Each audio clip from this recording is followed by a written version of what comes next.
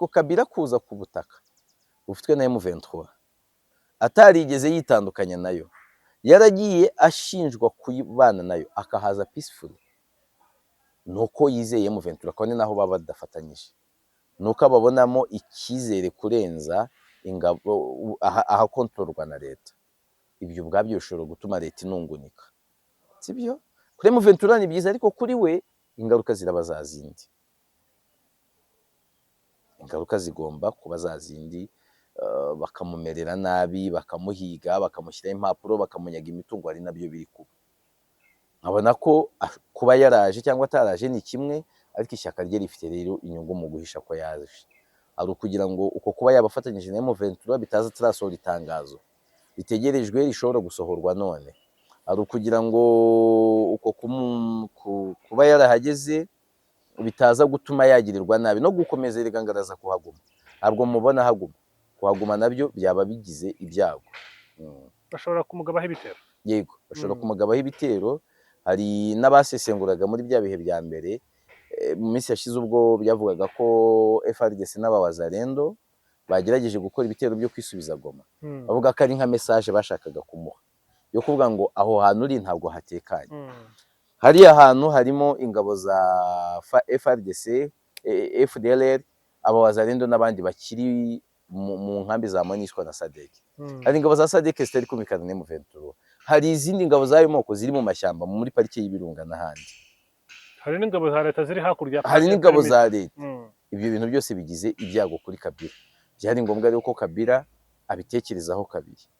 Gukomeza gutangaza ngo ndahari akahaguma nabyo byongera ibyago. Kandi Kabila kumwicira mu matwari ya M23 ni message mbi kuri M23 na message mbi kwishyaka rye n'umuryango. Muzehe ndavuga perezida w'u Rwanda na imwe mu bantu bazi iki kibazo cya Kongo, kandi we noneho kiranamutusha. Kabila aho hantu basangira inararibonye, reka mbivuge gutyo, basangira inararibonye, ariko ibyo baganira byose ntabwo mbibonamo inyungu za Tshisekedi cyane. Bishobora kuba inyungu z'u Rwanda, bishobora kuba inyungu za Kabila, bishobora kubamo n'inyungu za Kongo, ariko ntibishobora kuba inyungu za Tshisekedi. Ibyo baganira byose no kwa Museveni. Kwa Museveni ntabwo njya mumenyera, sinyamumenye bihagije. Museveni mufata nk'uruvu.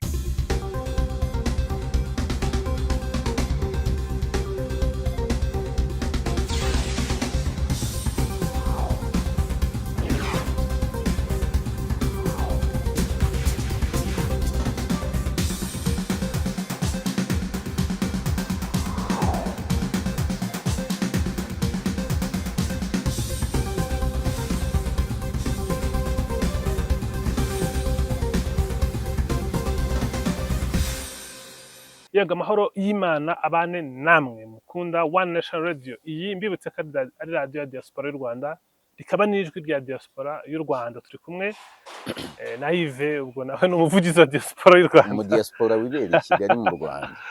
Yves nkwe mu ruge urirwanya Imana. Nayo yanyirirwanya. Ye n'Imana nta bibazo dufitanye.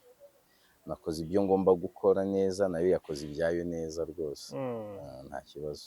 Uri mu murongo muzima cyane rwose. Ni byiza kuba tugarutse kuba turi kumwe tuvuye muri weekend yapfuyemo Papa umushumba mukuru wa Kiliziya Gatolika ku isi. Nabonye abantu ku isi bamuvuza ko uzi ko Kiliziya Gatolika buri gikomeye ari politike itandukanye, kuko ubona ko influence ya Papa iri hejuru n'iyaba perezida b'ibihugu bikomeye. Kiliziya Gatolika irakomeye, ndetse unabona ko niyo yasigaranye legacy ya Roma. Empire y'Abaromani yarashise, ntiyakomeza kuba igihangange cyane, ariko mu hantu yari ifite influence, Kiliziya yakomeje kugira influence. Ubona ko gushita kwa Empire Romani mu bukungu baraguye, mu gisirikare baragwa, influence ya politike iragabanyuka, basigarana ako kantu gatoya rero ka Kiliziya, kuko niyo yavaga iwabo. Iyo bari barayigejeje kure yaragabye amashami cyane, mu gihe ibindi byashitagayo ntabwo yigeze ishita.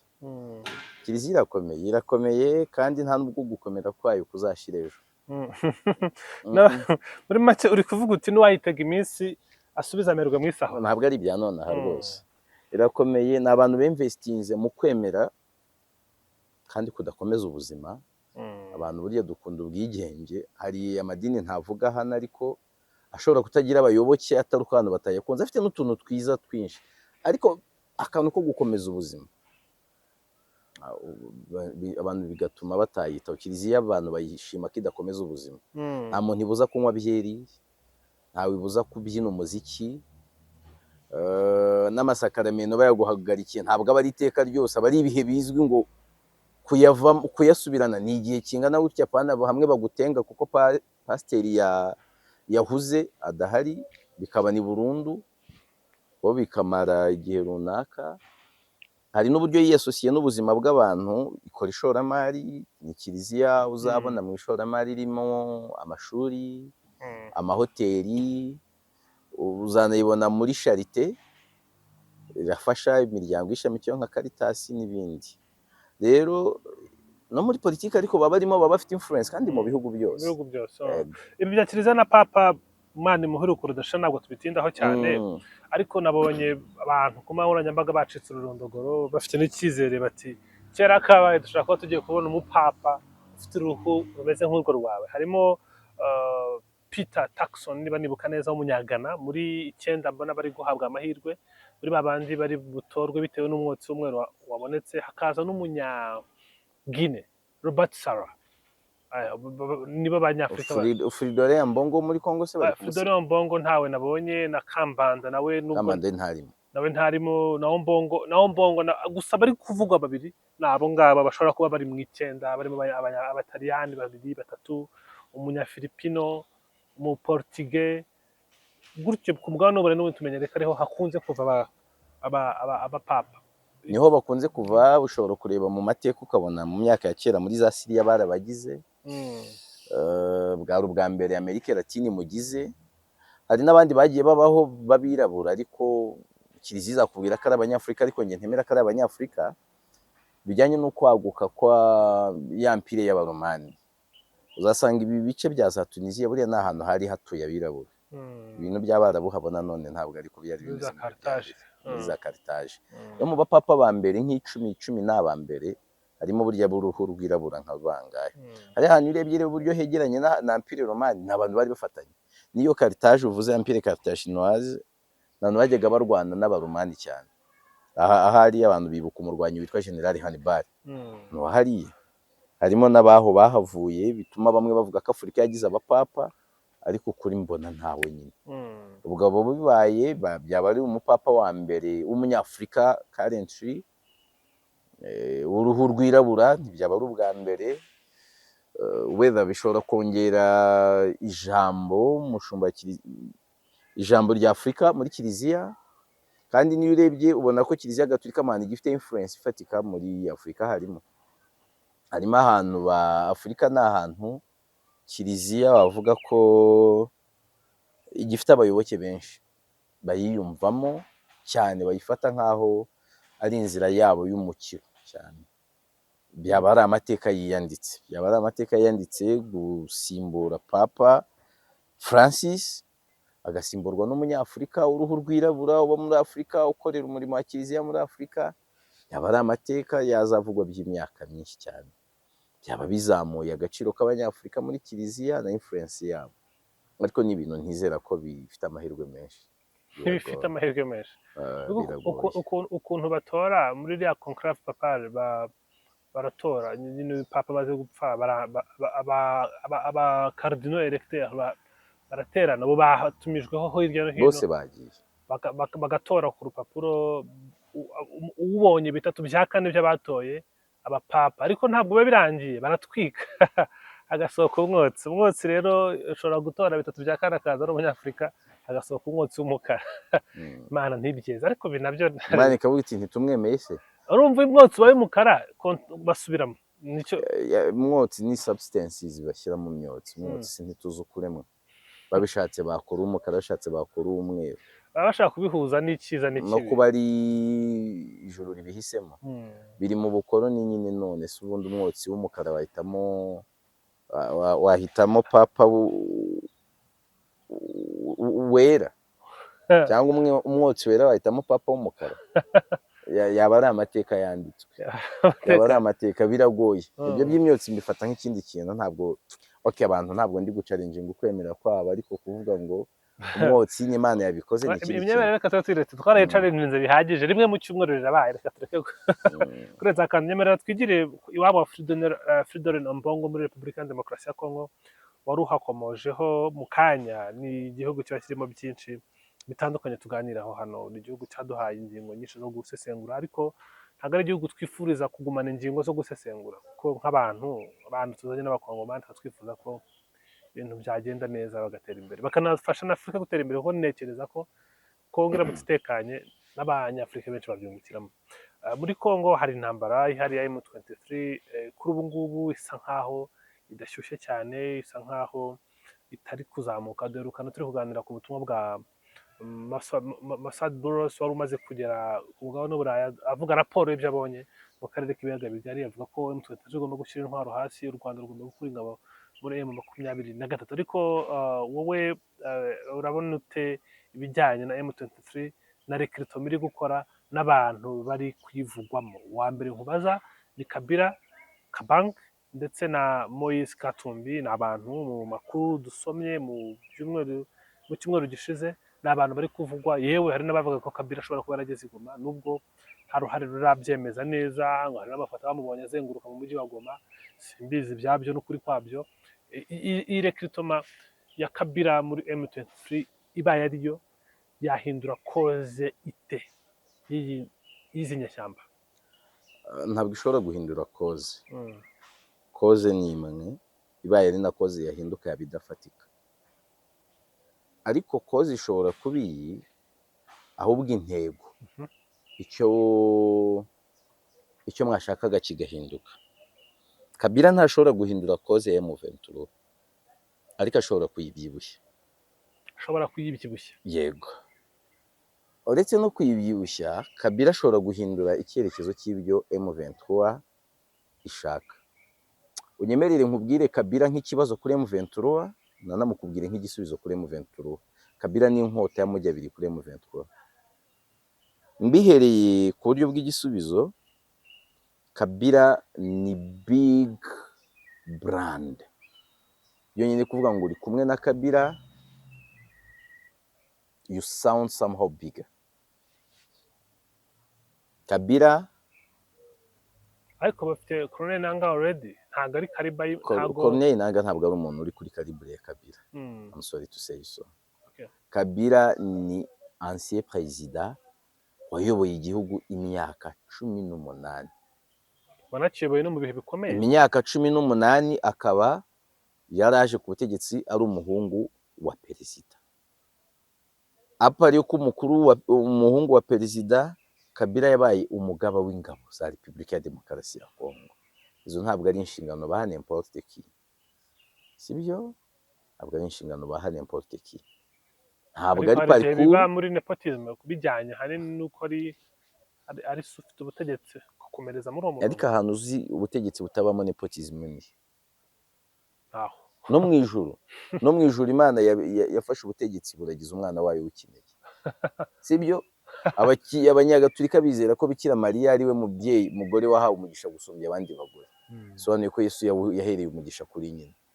Ugiye kubireba wasanga n'ubundi abantu be ba hafi bari beni kurenza abandi.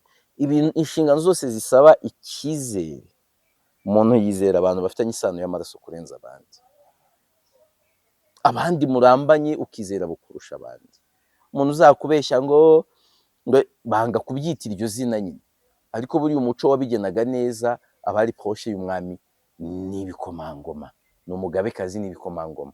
Iyo sano ni igomba kubanza kugira wizere ko ubutegetsi bwawe burinzwe neza. Uri kuvuga ngo nepotism, iyo ni ingingo abantu bazana nyine idafatika.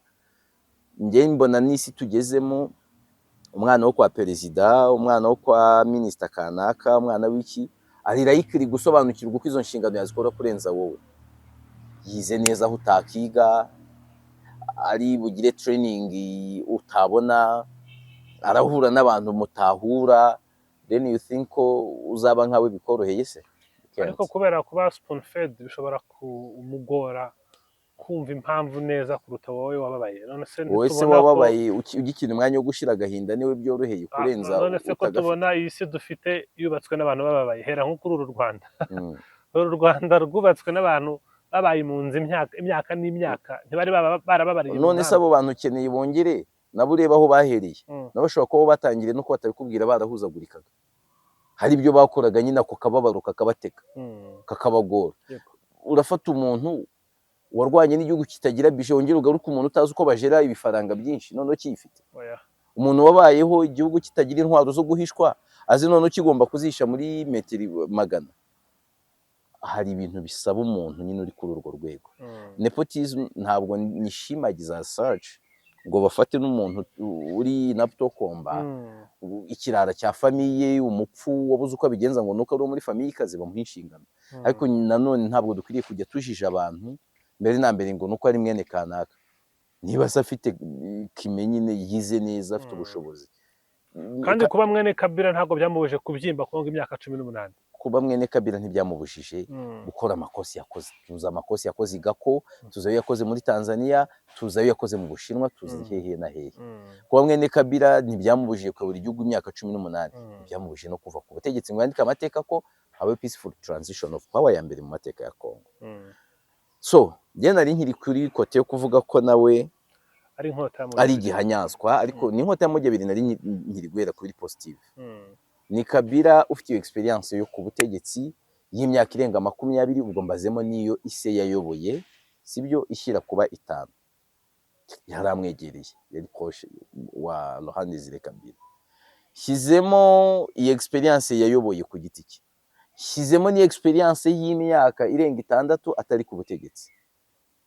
Nubwo nta nshingano zizwi yari afite muri politike, ariko umuntu wahoze ari perezida yarebaga ibintu yarabikurikiranaga on a daily basis, yaragicata n'abantu bo muri politike, afite connection na connection.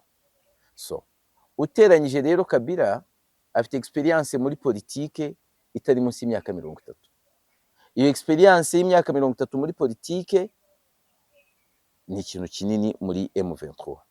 Kongeraho izina afite, kongeraho amafaranga afite, kongeraho igikundiro, kongeraho abantu yaremye. Iyo mvuga abo yaremye, they are those people bari bafite ibyo batari byo akabagira ibyo bari byo, cyangwa babaye ibyo bari byo thanks ku butegetsi bwe.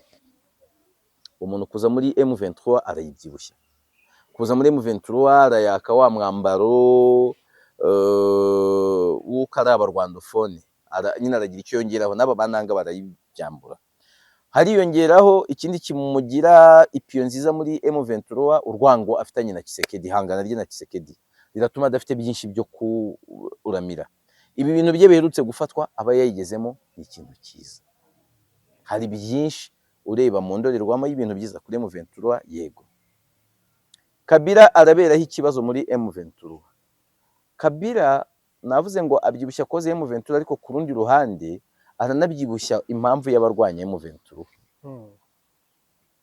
Bavuga ati aba bantu ntabwo icyo barwanira ari iki, none se ko bakirwaniraga ku bwa Kabila, uyu musa bakaba bagiye gufatanya na Kabila kukirwanira. Kuvuga in case yaba yayijoyininze officially, ko haracyari n'abagihakana ko atigeze ayijoyininga.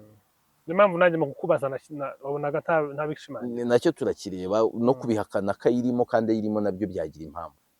Abandi mu kubisegura bakavuga batari ko come on, Kabila is a guy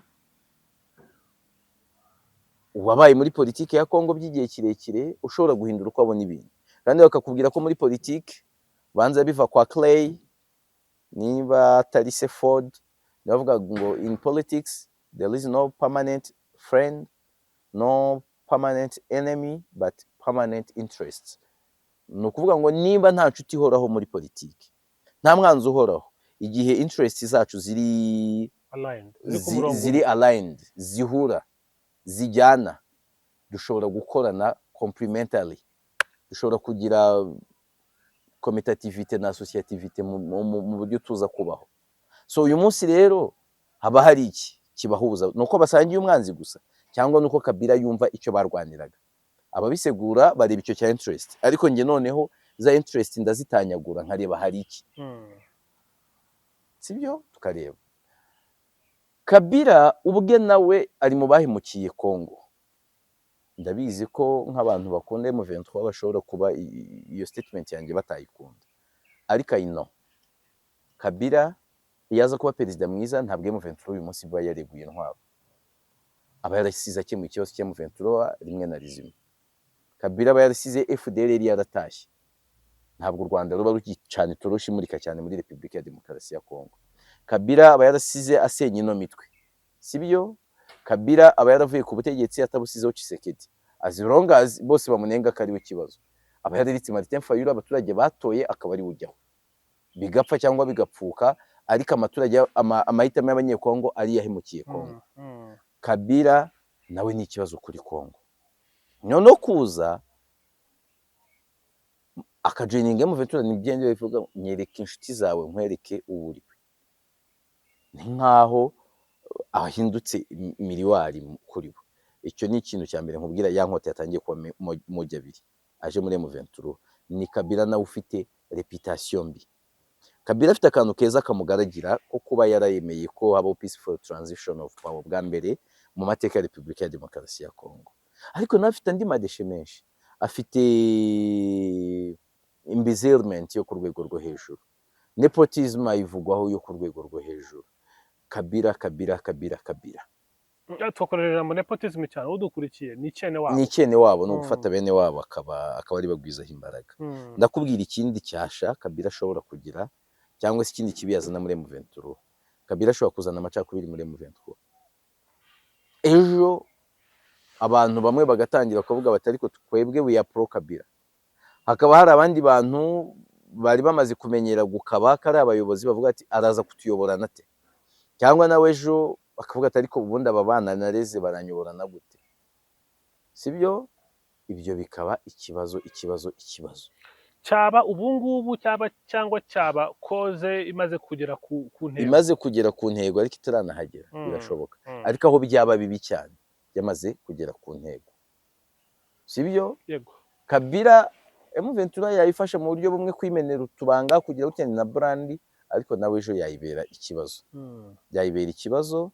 Tugaruke rero ku kijyanye no kuvuga ngo yaraje ntiyaje, byagenze gute, habaye. Kabila kuza amakuru avuga ko yaje, ariko kudekarara ko yaje ntabwo biri mu nyungu ze, nubwo biri mu nyungu z'ishyaka rye rya PPRD.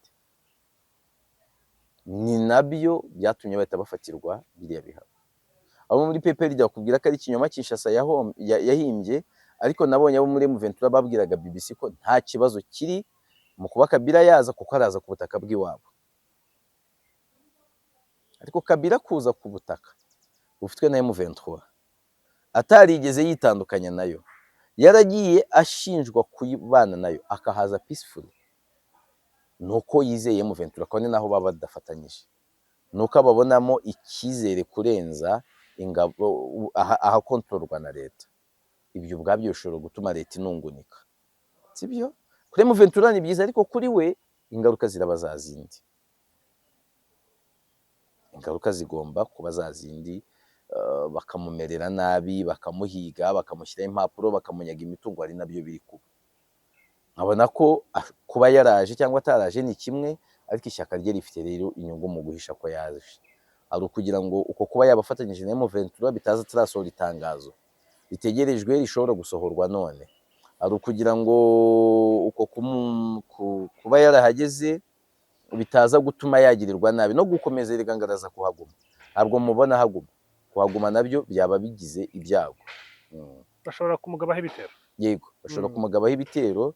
Hari n'abasesenguraga muri bya bihe bya mbere, mu minsi yashize ubwo byavugaga ko FARDC n'abawazalendo bagerageje gukora ibitero byo kwisubiza Goma, bavuga ko ari nka message bashakaga kumuha yo kuvuga ngo aho hantu uri ntabwo hatekanye.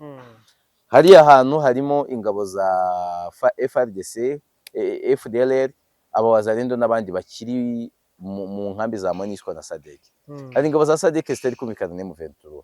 Hari izindi ngabo zayo moko ziri mu mashyamba muri parike y'Ibirunga n'ahandi. Hari n'ingabo za leta ziri hakurya. Hari n'ingabo za leta. Ibyo bintu byose bigize ibyago kuri Kabila. Byari ngombwa rero ko Kabila abitekerezaho kabiri. Gukomeza gutangaza ngo ndahari akahaguma nabyo byongera ibyago. Kandi Kabila kumwicira mu matwari ya M23 ni message mbi kuri M23, na message mbi kwishyaka rye n'umuryango we. Message mbi gute? Ni message mbi. Kabila n'umuntu munini, kumwica ni nko kwica umuyobozi wa M23 umwice mu matwari ya M23 bishobora kugabanya morali kwerekana ko nta n'umwe uri safe. kubavuga ngo nta n'umwe uri safe. Icya kabiri bishobora gukoreshwa mu gucamo ibice abantu baketa nanjye mbaye nkorera ubutegetsi bwa Kinshasa niko nahita mbigenza nahita mvuga nti ntabwo ari twe tumwishe ntabwo ndi muri Kinshasa nakigamba urupfu rwa Kabila mwiciye mu matwari ya M23 ahubwo wenda wabonye amahirwe ahubwo yo kwerekana ko afite control. iyo control nayivuganishe nanga cyangwa nduharambye nahita mvuga ni M23 imwishe bamukoreshaga ariko ntibari bamwizeye nibo bamwishe nawe uba joining ubitekerezeho kabiri ubwo nababandi bari pro Kabila support ye baba bayitakaje icyo gihe ababyizera ko ari M23 kaba kabaye byaba ari bibi rero nawe arabizi ko security ye hariya ntabwo afite garanti yayo 100% ko na Kongo ibyigambye byaba ari byiza ariko ntabwo byatanga umusaruro nk'uwo ko bishobora kubyigamba iti twabikoze ariko ejo bagakomeza bakayigaragura ariko kuvuga iti nibo babyikoreye ya influence ya Kabila baba bari kugabanya abantu be bashobora kujoininga icyama kujoininga M23. Kabila rero ni umuntu nyine niyo nkota ya moja abiri ni igisubizo kuri M23 akaba n'ikibazo kindi kuri yo nkavuga ngo M23 cyo koza igize amahirwe ikamubona ni byiza kumukoresha nyine ariko ikabara ibyo bintu ikajya ibara riske ziri mu gukorana nawe n'ibyago bibiherekeje guhakana ibintu abonye ishyaka rye rihakana ngo ntiyahageze naryo nicyo rikwiriye kuba rikora nyine ni ukugabanya ibyago biherekeje kuba byahita bigaragara none ko akorana na M23 bishobora kuba ukuri bishobora kuba iyo mikino yo kugabanya ibyago biri mu kuba yaba ari gukorana na M23 mu buryo bweruye. Hanyuma yaramutse yegeje muri M23 yaba ari gukina role yihe yaba ari umuyobozi wayo w'icyubahiro yaba ari mu rwego ngishwanama yaba ari umuntu umeze nka Colonel Nanga kuko bafite uyoboye igisirikare bafite Colonel Nanga uyoboye politike bafite Bertrand Bisimwa uyoboye ishyaka ryose Kabila yaba ari muri M23 mu ruhe rwego Kabila aramutse yiyunze kuri M23 mu buryo bweruye ntabwo mubona nk'umuntu waba ari ya M23 tubona ivuga ko irengera uburenganzira cyangwa se ubusugire bw'abavuga ikinyarwanda mu Minembwe Fizi Nord Kivu Masisi na hehe oya ni Kabila waba uri kugaruka ku butegetsi ahubwo waba uje gutira imbaraga muri M23 zimugarura ku butegetsi we ni nyiturana ikazaba ko M23 we nagira ku butegetsi aza kuyikorera ibyishaka mu bice irimo ariko ntabwo ari Kabila twaba tugiye kubona bigoma ngo guverineri wa Kivu zombi bwana Joseph Kabila ibyo ni ibintu bito ni nk'uko waba uri general ahubwo uti ugasaba nk'umugabo w'ikirenge ngabo uti rero mfasha vuba hambe kapiteni ntabwo bikunda ariko kapiteni ashobora kugufasha guhirika ubutegetsi bw'undi muntu uri general nicyo Kabila akeneye amaboko ya M23 hari icyo afite agomba guha M23 ariko M23 nyuma ikaba yamufasha niyerura ko ari muri M23 cyangwa nitubona ibifatika byerekana ko akorana kuko turabikiye kukurikije ibihari atari uko Tshisekedi bivuga n'undi wese ukurikira yabikeka yabyibaza nibyo avuga nta nubwo yabivuga nabi rwose ni Kabila uzaba ari kugana Kinshasa ubwo amateka akaba yisubiyemo tubonye ibyabaye i Brazzaville tukaba tubonye ibya Pascal Lisuba na Denis Sassou Nguesso biba abantu bagasimburana ku butegetsi ejo ukabusimburanaho umuntu nanone agaruka tukaba tugiye kubibona hagati ya Kabila na Tshisekedi. Kabila Tshisekedi yagerageje kwirukana burundu kuri scène ya politiki ya Kongo cyangwa se kukugira ijambo kuko ni senateri avi ariko utitabira ibikorwa bya Sena. Ni Kabila rero wabavuze ati no wagerageje ko imbaraga zanjye zirangira burundu reka nkwereke ko nanjye nzifite kandi udafite n'ubushobozi bwo kundangiza. Hari amakuru avuga ko Kabila yazengurutse mu karere muri Uganda birashobora kuba yarageze muri Uganda yariyo mu kwezi kwa gatatu ku itariki 17 na 18. Utekereza ko yabwiwe iki kuko hari abantu bafite ijambo muri kano karere yanavuzwe mu Rwanda byaguye mvuze mu karere. Kabila muri Uganda nibwira ko yari yagiye ahantu hari umuntu uzi intangiriro z'ibibazo byaha mu karere kurenza abandi. Iyo mvuze uzi, ndavuga bimwe mu byabaye byarabaye ari umutegetsi. Abandi bashobora kuba bizi kuko babyize, babiganiriye, byabagizeho ingaruka, ariko ibi bibazo byaha muri aka karere bitangira nyine bikomera Museveni ari umutegetsi. Museveni yageze ku butegetsi muri 86, ari mu baperezida nka 4-5 ba mbere barambye ku butegetsi hano kwisi oya muri Afurika.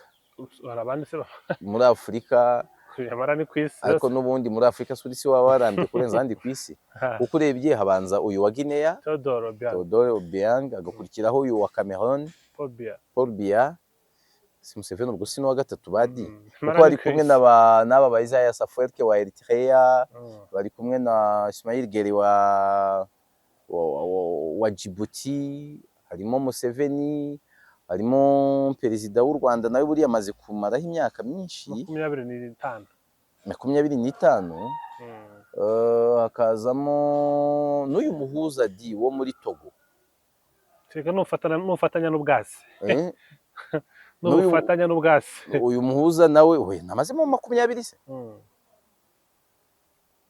20 fore Nyasimi 20 ntabwo ari mike nayo 20 sirimo si yagiye 2005 se 2005 yari 20 n'ibyo yagiye 2005 kubera ko umuntu kera mvuge 2005 ntabwo twiga primaire aribwo twita twumva nyine keta wibaza uti bimeze gutya, ariko amazi iyo myaka yose. Rero muri abo bose Museveni ari mu babizi cyane, ubwo mubona ari nibagiwe n'uyu wa Congo Brazzaville nyine, uyu wa Congo Brazzaville Denis Sassou Nguesso.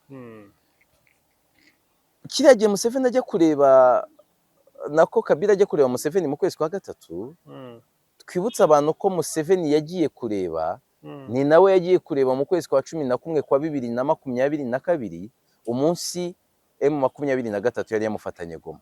Burya Kabila mbere yo gutega indege ngo ajye Munich nka Tshisekedi cyangwa ajye mu Bufaransa cyangwa ajye ahandi, yateze yiruka cyane ajya kureba Museveni. Sibyo?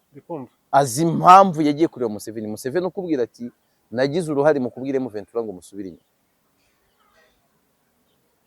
So mu byo ashobora kuganira nawe, ashobora kuba umuntu umubwira niba amazi akiri yayandi cyangwa boga amagazi. Ashobora kumubwira niba umukino uza guhinduka cyangwa bawukomeza ukomeza. M23 mu gutsindwa kwayo malgré hari izindi imbaraga za FIB n'ikindi, ariko nabo ubwabo barwanya hagati yabo, ntabwo byari bimeze neza. Ariko Museveni ni umwe mu bantu bari bafite iryo jambo. N'uyu munsi nibwira ko Museveni ni umwe mu bantu M23 ishobora kugisha inama cyangwa ushobora kuyibwira ngo bigenze gutya, nubwo ku ruhande rumwe yayigambanira. Ariko uze kundebera umbwire ngo essence bayiguraho iyo bashaka essence, bavomesha bahuje imbibi n'ibihugu bibiri, n'u Rwanda na Uganda. So mu Rwanda rero icyo ntekereza naho ashobora abaye yarahageze uko babivuga, ashobora kujya inama, ashobora kujya cyangwa se kugisha inama, ashobora kubaza His Excellence kamuga ati se ko situation imeze itya ngitwaremo ntitware ko Tshisekedi yananiranye, kandi icyo bakivugaho mu rurimi rumwe, icyo tubyemeranye baba bagihurizaho ko yananiranye, se tubigenze dute? None se ngaruke ntabwo isi yose imvugiriza induru? None se nze ndaza ndi Mesiya? None se ninza uzamfasha mu buryo buri materiel cyangwa se mu buryo buri diplomatique? None se nkora iki? Sibyo kumubwira gutya. None se muzehe ndavuga perezida w'u Rwanda na imwe mu bantu bazi iki kibazo cya Kongo, kandi we noneho kiranamutusha. Kabila aho hantu basangira inararibonye, reka mbivuge gutyo, basangira inararibonye, ariko ibyo baganira byose ntabwo mbibonamo inyungu za Tshisekedi cyane. Bishobora kuba inyungu z'u Rwanda, bishobora kuba inyungu za Kabila, bishobora kubamo n'inyungu za Kongo, ariko ntibishobora kuba inyungu za Tshisekedi ibyo baganira byose. No kwa Museveni? Kwa Museveni ntabwo njya mumenyera, sinya namumenya bihagije. Museveni mufata nk'uruvu, ndetse uruvu ruruta uruvu rushobora guhinduka mbere y'uko ibyatsi bihinduka bikaza guhinduka bisanga we yamaze guhindura ibara kare aho kurindira ngo we yisanishe n'ibyatsi ibyatsi gisanisha nawe washobora ni uruvu ruhindura ibyatsi rero we nawe yamubwira nk'ibyo cyangwa akamubwira ibitandukanye. Museveni we rwose ibi bintu sinkubeshye, Muhoozi mufata nk'umuntu wumva kandi ushyigikiye M23 simbica ku ruhande, ariko Museveni we ndamutinya pe, ndamutinya, ntabwo njya amenya ibye ijana ku ijana. Hanyuma kuri iyi ngingo tuyivaho, hari kuvugwamo n'abavuzwe muri iki kibazo kera barimo Laurent Nkunda kuva yakurwa out of picture, na n'ubu ngubu nta uramenya ibye, yongeye kugaruka, yongeye kuvugwaho, tukaba twakongera kubona Laurent Nkunda arwana muri iriya ntambara, ko ari umuntu wayirwanya igihe kuva kuri CNDP. Burya RCD ihindurana ijya kuba CNDP, ijya gukorerwa mu nkokora na M23, rwari urugamba rwa Laurent Nkunda n'imyaka myinshi. Njye ntabwo mbibona. Laurent Nkunda nagarutse yaza nk'umunyapolitike kurenza kuba umusirikare. Laurent Nkunda ntacyo atakoze mu mbaraga ze, ababivuga mbifata nko gutera ibuye mu gihuru ngo barebe ibiza kuba, niko mbibona, babifata nko gutera ibuye mu gihuru. Laurent Nkunda kuva yafatwa agafungwa n'u Rwanda hashize imyaka myinshi, imyaka 10 na hafi 20 kwanza. 20 yaba ari myinshi. 10 yafashwe ryari 2009 cyangwa na gatandatu? Oya 2009. So oya apari 2009. Muri umoja wetu nibyo 2009 nibwo yafashwe. 2009 se ubwo urumva imyaka itabaye 16 ubwo, nimba turi kubana neza, numva se kishyira 20. Ku rugamba hahindutse ibintu byinshi. Hari abo yasize bari aba bodyguard be, uyu munsi bari muri ba commanders b'urugamba. Hari abo yasize bari abungiriza be, uyu munsi nibo bakibamba. Abantu kubameneramo kavuga ngo ugarutse kubayobora ubwabyo biragoye, nabyo bishobora kuzana ikibazo gikomeye.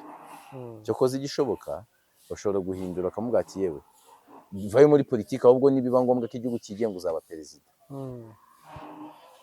Njye mbifata nko gutera imetero kugira abantu berekane ko ari imbaraga nyinshi M23 iri kuronka, zirimo izo yahoranye, zirimo iziva ku rundi ruhande, ariko ntabwo mbona Laurent Nkunda azi.